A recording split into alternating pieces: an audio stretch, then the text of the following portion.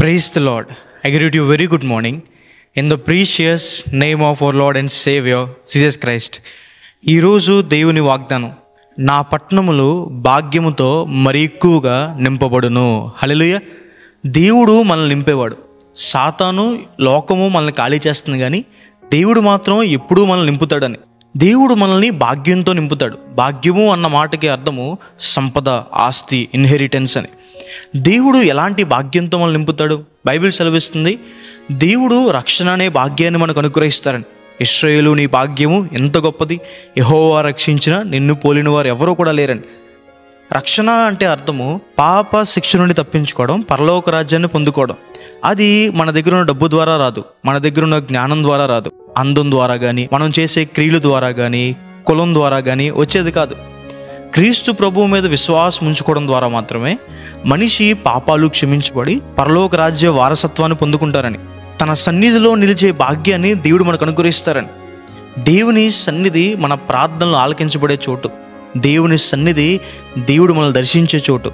దేవుని సన్నిధి దేవుడు మనతో మాట్లాడే చోటు. దేవుని అద్భుత కార్యాలు మనం అనుభవించే చోటు. కాబట్టి అక్కడ నిలిచే భాగ్యాన్ని, ఆ సంపదని దేవుడు మనకు అనుగ్రహిస్తారు. అలాగే ఈ లోకంలో కూడా దేవుడు మనల్ని అన్ని విషయాల్లో భాగ్యవంతులుగా చేస్తాడని.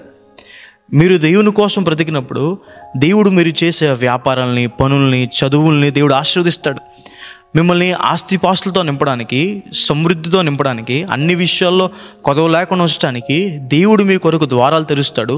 ఆ ద్వారాలు మరెన్నడూ కూడా ముయ్యబడవు అని దేవుని వాక్యం సెలవిస్తుంది. మీరు చేసే పనిని దేవుడు క్రమక్రమంగా ఆశీర్వదిస్తాడు. మిక్కులు గొప్పవారయ్యేంత వరకు కూడా దేవుడు మిమ్మల్ని హెచ్చిస్తూనే ఉంటాడు. దేవుడు జ్ఞానం అనే భాగ్యాన్ని అనుగ్రహిస్తారని. షేబాదేశపు రాణి సొలొమోను గారిని దర్శించిన తర్వాత సొలొమోను గారితో ఇలా అంటారు, నా దగ్గర ఉన్న దాసుల కన్నా మీ దగ్గర ఉన్న దాసులు చాలా భాగ్యవంతులు, ఎందుకంటే వారు జ్ఞానాన్ని సంపాదించుకుంటున్నారు కాబట్టి. జ్ఞానాన్ని, తెలివితేటల్ని, మంచి ఆలోచనని దేవుడు అనుగ్రహిస్తారు. క్రీస్తు ప్రభు వారు ఆలోచనకర్త. మనల్ని సరైన ఆలోచనలతో నింపుతారు. లేయా గారికి గర్భఫలం వచ్చినప్పుడు లేయా గారు అంటారు, దేవుడు నన్ను భాగ్యవంతురాలుగా చేశాడని. దేవుడు గర్భఫలాన్ని మీకు అనుగ్రహిస్తారు. ఎన్నో సంవత్సరాల నుంచి గర్భఫలం కోసం ఎదురు చూస్తుంటే దేవుడు మీకు ఆ భాగ్యాన్ని అనుగ్రహిస్తారు. బైబిల్లో అనేక మంది జీవితాల్లో దేవుడు అలాంటి గొప్ప కార్యాలు చేశారు. దేవుడు మిమ్మల్ని నవ్వుతో నింపుతాడు, ఆనందంతో, సంతోషంతో నింపుతాడు. దేవుడు మిమ్మల్ని శాంతి, సమాధానంతో నింపుతాడు. దేవుడు మిమ్మల్ని బలంతో నింపుతాడు. కాబట్టి దేవుని దగ్గరికి మనం వచ్చినప్పుడు, ఆయన యుద్ధకు మనం తిరిగినప్పుడు, ఇకను మీరు భాగ్యంతో మరి ఎక్కువగా నింపబడతారు అని. హల్లెలూయా.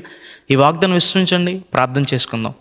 సర్వశక్తిమంతుడా, జీవంగల దేవేశ, ప్రభువా మీకు వేలాది వేలాది వందనాలు యేసయ్యా. ఈరోజు ఈ వాక్యం ద్వారా మాతో మాట్లాడినందుకు దేవా, ప్రభువా మీకు వందనాలు.